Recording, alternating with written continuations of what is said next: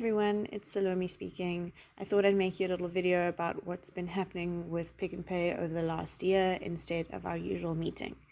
It's fitting to start with COVID-19 and the fears surrounding what's going to happen to big retailers during this crisis. The retail environment is very stressed. The effects of the virus will result in a loss of labor income, which in turn results in lower consumption of goods and services. What this means is that people will earn less, so they will buy less, and this will have a significant impact on the sector. When it comes to Pick n Pay specifically, they are very worried about how the lockdowns will affect their profits. They are expecting an almost 60% drop in profits. They were hit specifically hard by the liquor lockdown. Around 20% of Pick n Pay's revenue comes from liquor, tobacco, and clothing, and these items sell at a higher margin. So Pick n Pay had a specific loss of selling these items during the hard lockdowns. The CEO Brasher mentioned that while shopping activity has reduced, costs have increased because they have to do extra hygiene and social distancing measures in the shops. The company did pay appreciation bonuses of about R1,000 per person to frontline staff during the lockdown. Since 2013, Pick n Pay seems to have done really well. Their share price has fallen by 10%, which sounds bad, but in the same time frame, its competitors ShopRite stocks has fallen by 40% and Woolworths stocks by 51%. So Pick n Pay has become a lot more competitive during this time.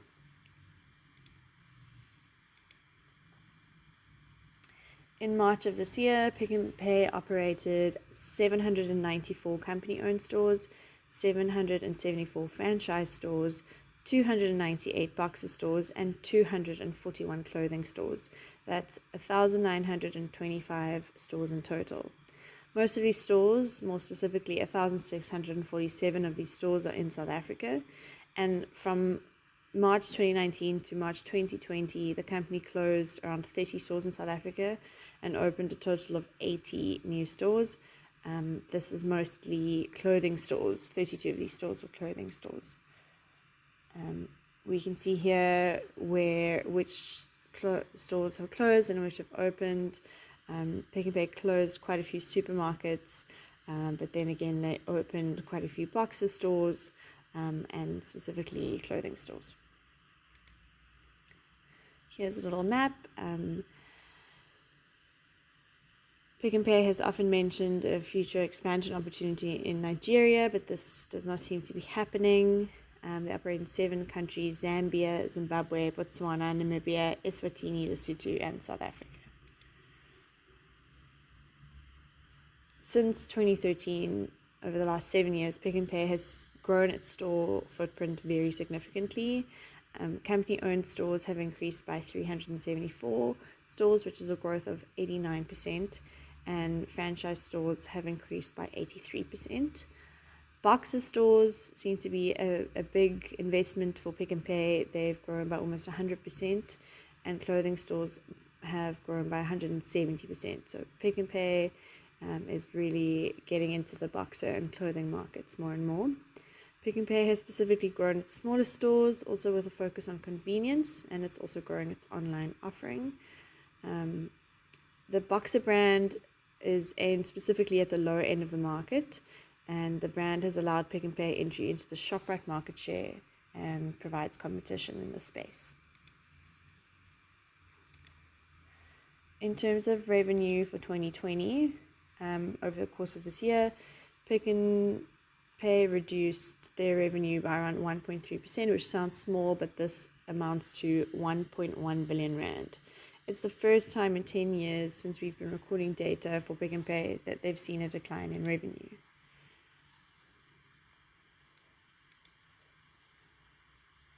When looking at profit before tax, Pick n Pay has reported a sharp decrease. It's important to note that the reported number last year and the restated number this year were quite different, but we work solely on numbers reported during the year, and we don't work backwards. So when we work on these reported amounts, we see quite a sharp decrease in profits.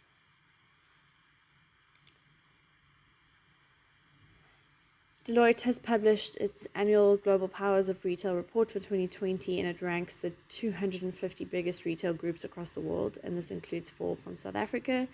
And Pick n Pay was 162nd on this list. Only Woolworths was far after them at 205, and ShopRite was 100th. When we compare revenue, we see here that Pick n Pay has seen a much steadier increase than some of its competitors. And when it comes to profits, Pick n Pay has also seen a steadier increase when its competitors, ShopRite and Massmart, have seen decreases. The CEO of ShopRite is Richard Brasher. He replaced his predecessor, Nick Badmington, in 2013. He's been asked to stay on with Pick n Pay beyond his contracted term to help deal with the COVID-19 crisis, and he has been credited with turning around the retailer. He'll now work for Pick n Pay until 2022. He got a very, very large cash bonus in 2019 of around 20 million and an LTI payment of 32 million. Makes it look like he wasn't paid much in 2020. In this year, he did receive an LTI 4.5 million, which is less than the 5 preceding years.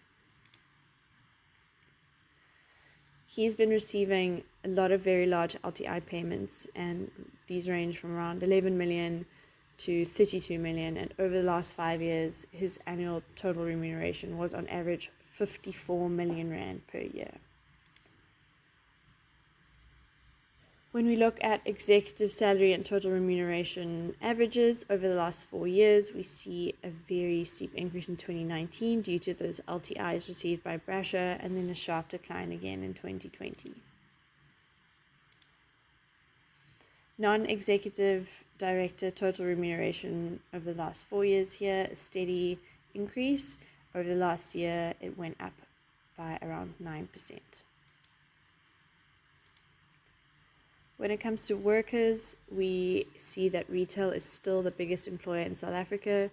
Pick n Pay employs around 53,600 people in its company-owned stores and 35,000 people in its franchise stores. Over the course of 2020, Pick n Pay has decreased its total workforce from 90,000 to 88,600. However, there is no information in the report on whether these are full-time, permanent, or part-time employees. Here's a list of the unions that would have been present during the meeting. Unfortunately, this year we could not have the meeting. Hopefully next year. And again, a little map of the unions that come to our network meetings. Shows a little bit how widely our alliances are spread. If you have any questions, please feel free to email me. Here's my email address. Thank you so much for listening.